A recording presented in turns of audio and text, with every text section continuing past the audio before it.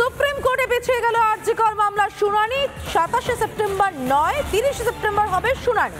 Mascot spin control ল্যাবের পরীক্ষায় এটি প্রমাণিত। কেয়াসেট আলোপেক্স পেন্টা অ্যাক্টিভ নতুন চুল গজাতে সাহায্য করে, চুল পড়া বন্ধ করে। কেয়াসেট আলোপেক্স পেন্টা অ্যাক্টিভ 10 হেয়ার ফল প্রবলেমের একমাত্র সলিউশন। এবং কেন শুনানি পিছিয়ে গেল? কারণ রাজ্যের তরফে সুপ্রিম কোর্টে শুনানি পিছানোর আবেদন করা হয়েছিল। প্রধান বিচারপতি সব পক্ষকে বিষয়টি জানিয়ে ফের দৃষ্টি আকর্ষণ করার নির্দেশ দেন। সেই মর্মেই আজ আবেদন জানিয়েছিলেন রাজ্যের আইনজীবী।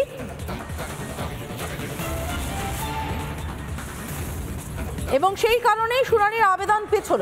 আমরা দেখেছি এর আগে সুপ্রিম কোর্টে বারবার কপিল সিব্বলকে হয় কাগজ হাতড়াতে অথবা দেখেছি বিভিন্ন প্রশ্নের উত্তরে কার্যত তথ্যই খুঁজে না পেয়ে পরে জানাবো এটা হয়নি সেটা হয়নি বলতে রাজ্যকে প্রস্তুত নয়। আমাদের সঙ্গে আইনজীবী কৌস্তব বাগচি রয়েছেন। কৌস্তব, রাজ্য যে আদতে প্রস্তুত নয় এই মামলা মোকাবিলা করতে, কপিল সিব্বলের বারবার দেখেছি আমরা হয় কোনো কাগজ হাতড়াচ্ছেন, নত নথি খুঁজে পাচ্ছেন না, অথবা বলছেন হুজুর পরে আমরা জানাবো বিষয়টি, আমি জেনে জানাবো।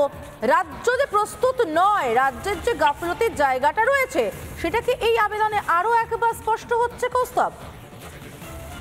দেখুন, ব্যক্তিগতভাবে আমি কপিল সিব্বল ব্যক্তিগত আইনজীবী হিসাবে বলছি না, রাজ্যের আইনজীবী হিসাবে কপিল সিব্বলের কিছু করার নেই। তো কারণ এই মামলাটায় কপিল সিব্বল জানে যে রাজ্য সরকারের কতটা ল্যাচেস নাকিও না কতটা কি আছে রাজ্য সরকার জানে। রাজ্য সরকারকে ডিফেন্ড করছে মাত্র কপিল সিব্বল, যার জন্য উনার মতন একজন এত বড় একজন সিনিয়র কাউন্সিল হয়ে, আপনাদের হয়তো মনে আছে এই বিষয়টা নিয়ে, আমি তার আগের হিয়ারিংটা চলাকালীন, আমি যখন মামলাটি সাবমিশন চলাকালীন আমাকে কপিল সিব্বল হঠাৎ করে বললেন he was the gentleman who was seen throwing stones. মানে কতটা ল্যাকাডাইজিক্যাল একটা স্টেটমেন্ট হতে পারে। আমি আসলে কপিল সিব্বলের একটা ল্যাকাডাইজিক্যাল স্টেটমেন্ট হিসাবে দেখি না।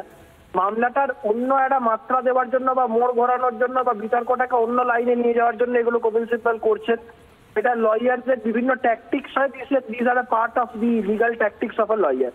যার জন্য একটা জিনিস স্পষ্ট, সেটা হচ্ছে কপিল সিব্বল জানেন যে এই মামলায় রাজ্য সরকারের তরফ থেকে উনাকে কতটা ব্যতিব্যস্ত হতে হচ্ছে। এখানে আলাদা করে বলার কিছু নেই, কারণ রাজ্য সরকারের তো যা অভিসন্ধি আমরা তো সবাই জানি, এভিডেন্স ট্যাম্পার করা থেকে সমস্ত তদন্তটাকে বিপথে চালনা করা, তো সেটাই সুপ্রিম কোর্টের কাছে রাজ্য সরকারের যে ভূমিকাটা সেটা একদম সবার কাছে স্পষ্ট হয়ে যাচ্ছে দিনের পর দিন। ধন্যবাদ কৌস্তব। আমাদের সঙ্গে কৌস্তব কথা বললেন এবং সম্ভবত আচ্ছা, আমরা লকেট চট্টোপাধ্যায়ের প্রতিক্রিয়া পেয়ে গিয়েছি। আমরা লকেট চট্টোপাধ্যায়ের প্রতিক্রিয়া শুনে নেব। সুপ্রিম কোর্ট তো বলেছে যে দেরি হবে, সুপ্রিম কোর্ট আগেই বলেছে সিবিআইয়ের অসুবিধা হবে কিন্তু দেরি হবে। এই যেভাবে এরা গন্ডগোল করে প্রমাণ লোপাট করে রেখেছে সেখানে সিবিআই পারবে, কিন্তু সিবিআইয়ের বিচার দিতে একটু দেরি হবে। সুতরাং আমরা পুরোপুরিভাবে ভরসা রেখেছি সিবিআইয়ের ওপরে, সুপ্রিম কোর্টের ওপরে। বিচার আমরা পাবই। মা দশমীতে শ্বশুরবাড়ি যাওয়ার আগেই, বিসর্জন হওয়ার আগেই মা বিচার দিয়ে যাবে। আর একবার জানিয়ে রাখতে চাইবো, সুপ্রিম কোর্টে আরজি কর মামলার শুনানি পিছিয়ে গেল।